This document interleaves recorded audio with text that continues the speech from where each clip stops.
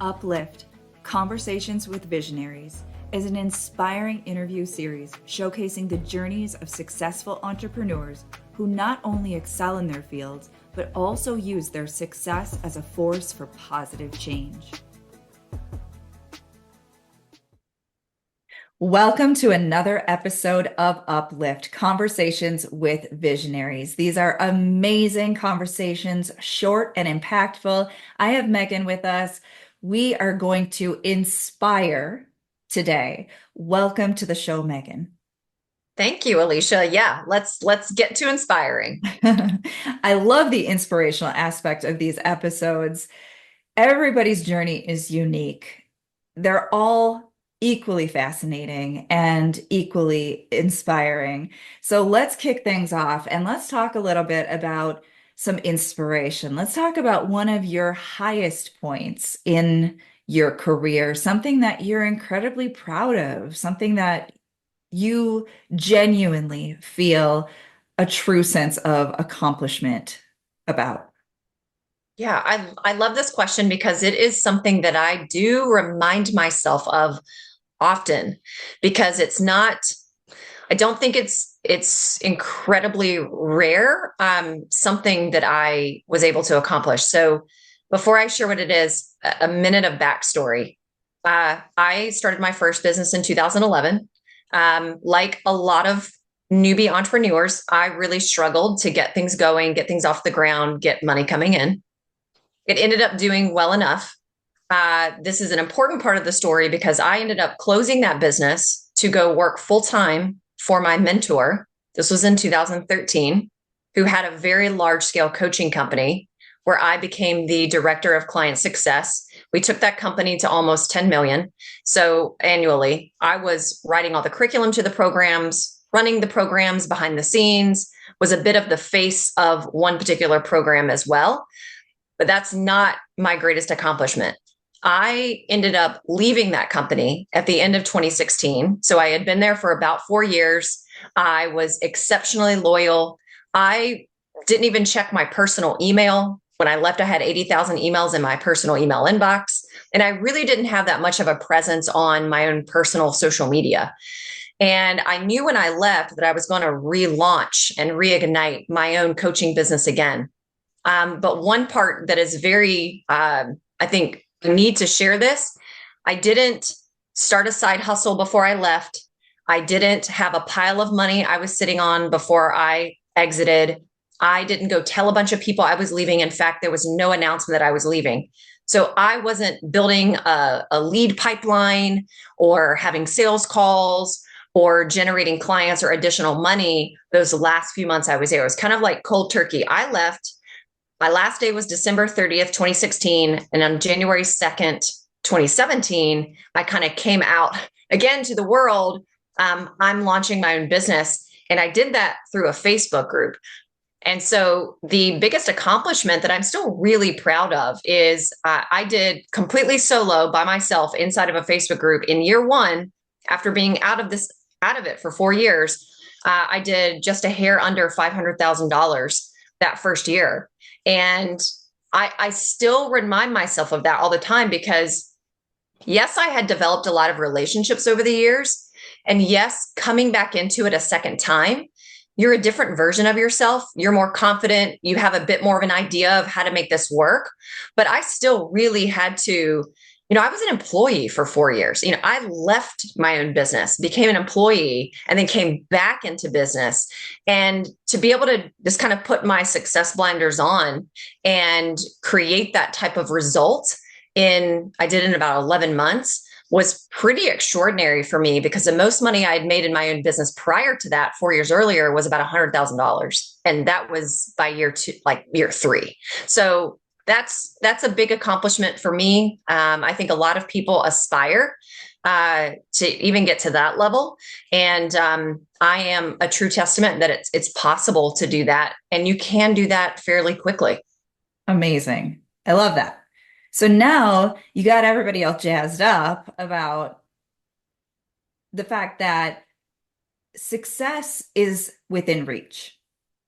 So now we've got some people listening who that's incredibly inspiring because they are at that early stage. And then we have others listening who are really just loving the I'm going to say it reinforces these conversations, reinforce what they already know. That when you put your heart and your mind to something, it's absolutely possible. But now let's shift gears a little bit because this series is about the highs and the lows and how we can become this incredible force for positive change in the world. So now I'd love if you would share with us one of your low points, something that you went through that was hard. It was challenging. It took you back a little bit. I'm going to share a moment that has nothing to do with running a business or being an entrepreneur. In fact, what really stands out in my mind when you ask me that question is something that occurred in I think I was 24. I think I was 24 years old. So I am 42 at the date of this recording. So this was almost 20 years ago. My first career, I was a high school teacher. And I did not go to college to be a teacher. I did not get a degree in education. I got a degree in business. Moved back home as soon as I was done, living back in the home I grew up in with my mom and dad. My brother was off at college at that point, I believe. And I got a job over the summer, hated the job. My mom was a career teacher and a principal. And she said, you know what? You would be such a good teacher. Like, we'll get you back into school. Like, just go back to school, get your master's degree in education. And why don't you go to the high school? I'm from a very small town of about 2,000 people. So I became a long-term substitute at the high school I graduated from, and it was in an English class. I'm getting my master's degree at the same time. The school hires me the following year to teach in the business education department. My mom was a business education teacher. Our classrooms are next door to each other. So my mom had been working there since like 1978. By now, it's 2006, 2007 when this happened. And I remember we were having a staff development day. So none of the kids were there. All the teachers were there. It's a big meeting day. And I had a little side conversation right before lunch with a few teachers. We were talking about going off site to just grab lunch together. And before I got back down the hallway to my classroom and my mom's classroom, I guess word had gotten out that to my mom, it sounds so silly sharing the story now, that there was a group of us going to lunch and I was part of that group, but nobody invited her, meaning I didn't invite her. Well, I hadn't had a chance to invite her. So my mom got so angry and upset and sad and whatever other emotion she was feeling. And she did not speak to me or look in my direction for 4 months in a row. Now, our classrooms are beside each other.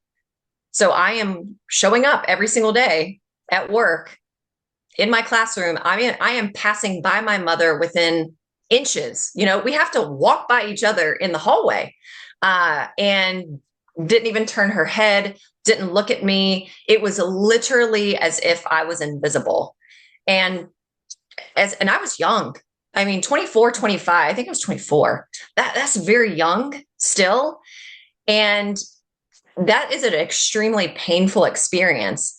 I think sometimes I know plenty of people where their mom or dad has kind of banished them from the family. The mentor that I work for, her mom would send back Christmas gifts, birthday gifts. When she would mail them, she would send them back, didn't talk to her for 8 years. So, it's one thing. I've had the silent treatment from my mother when we are afar.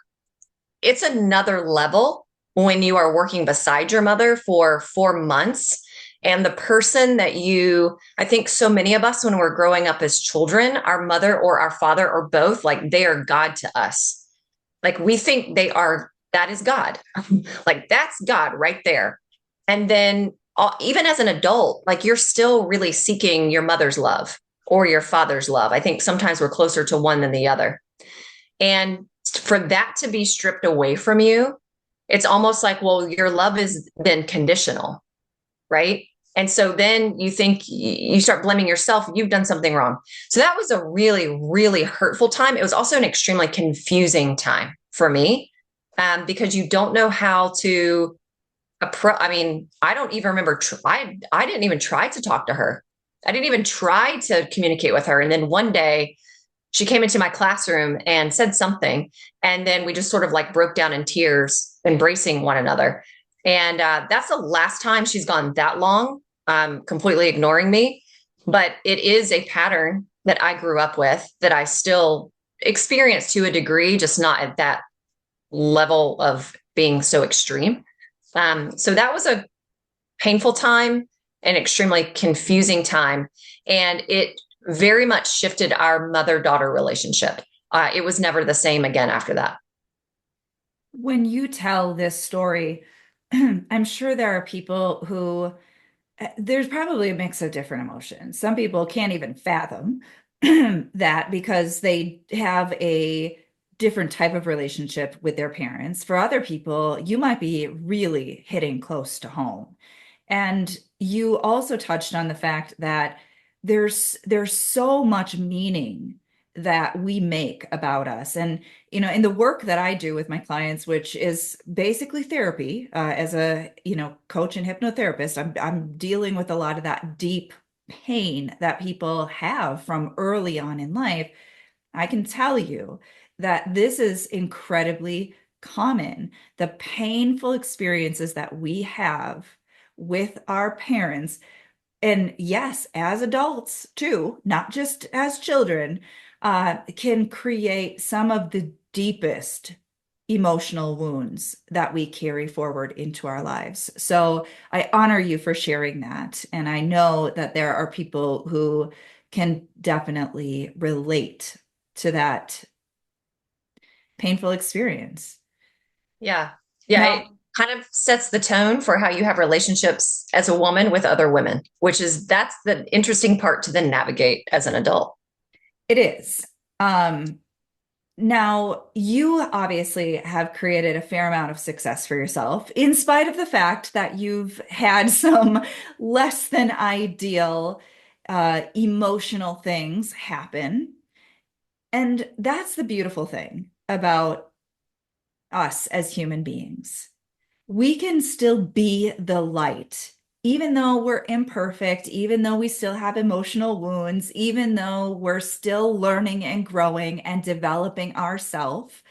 Let's talk about how you're giving back. So now that you have created a fair amount of success for yourself, what are you doing to pay it forward? I love this question. So, I shared that I was a high school teacher in my 20s. I stopped teaching 14 years ago, but I developed such an affinity for the next generation when I was a high school teacher. I really, really loved that age. I was never great with very small kids. Like I would have no clue what to do in a daycare, a preschool, a kindergarten class, an elementary. I don't know how to communicate with them. I don't know how to lead that type of a classroom. But I really loved the high school age because of what they were going through at that stage of life. It wasn't just about teaching them, it was a lot about coaching them and mentoring them. And I was in my 20s, so I wasn't that much older than my high school kids. But I've really held on to that all this time, not just working with high school age kids, but this idea about leading our next generation of leaders. And one of the ways I give back, I enjoy mentoring young women who are in their 20s, like 20, let's say like 25 to 33, 34, who are building businesses. And I've had a lot of conversations with young women in that age bracket. A lot of them are getting married for the first time. They may be having children for the first time. They're growing a business. They kind of grew up in the social media age, which is very different for those of us who are probably 40 plus. We didn't grow up with social media. So our upbringing and what we were exposed to as a youngster is very, very different. They have a lot of identity crisis happening in that particular demographic. And what a lot of those women share with me is, yes, we have our mother. And for a lot of them, their mothers are a hair older than I am. One of my mentees, her mom is only 3 years older than me, and she's 20. My mentee is 28 years old. Her mom is 45 and 42. And one of the things that a lot of the women share with me is they are craving and seeking strong female leadership, and they cannot find it. And what they're specifically looking for is are women kind of in their 40s and 50s who are still married, have kids, they might be a little bit older, and they're also very they're high achievers. They're running businesses and they're doing all of those things, maybe not perfectly, but they have figured out how to navigate and integrate all those different areas of life. And they can really pass down that wisdom to the younger generation. So I really, really love that age. I love what's going on in the 20 something, early 30 something life of a woman, and what they're experiencing, not just from a business growth perspective, but from a life and a relationship perspective. I think so much of who we are really changes in our later 20s. It's like kind of like the next phase of life is happening. And it can be a really crunchy time of navigating who we are and who we desire to be and who we're creating ourselves to be. So I do that completely pro bono. There is no financial exchange. And we talk all things business and life, relationships, motherhood, marriage. And that is a way that I feel like I can really pass down my experience and my wisdom as a woman. I love that. So now, as we wrap up, I want to just remind our listeners who are tuning in, they've been on this journey with us, although just a highlight reel of your life, that your information and how they can connect with you is in the show notes. And so I'm going to encourage everyone who is inspired by this to make sure that they follow you, they reach out to you, they connect with you. I want to thank you so much, Megan, for sharing so openly your journey. It is incredibly inspiring and there is so much wisdom. And so I sincerely appreciate you taking the time to share a little bit of your story with us today. Thanks for having me. And of course, thank you to everyone who is listening. You know we're doing this for you. If you haven't already subscribed, make sure you do so. And until next time, we will see you in the next episode.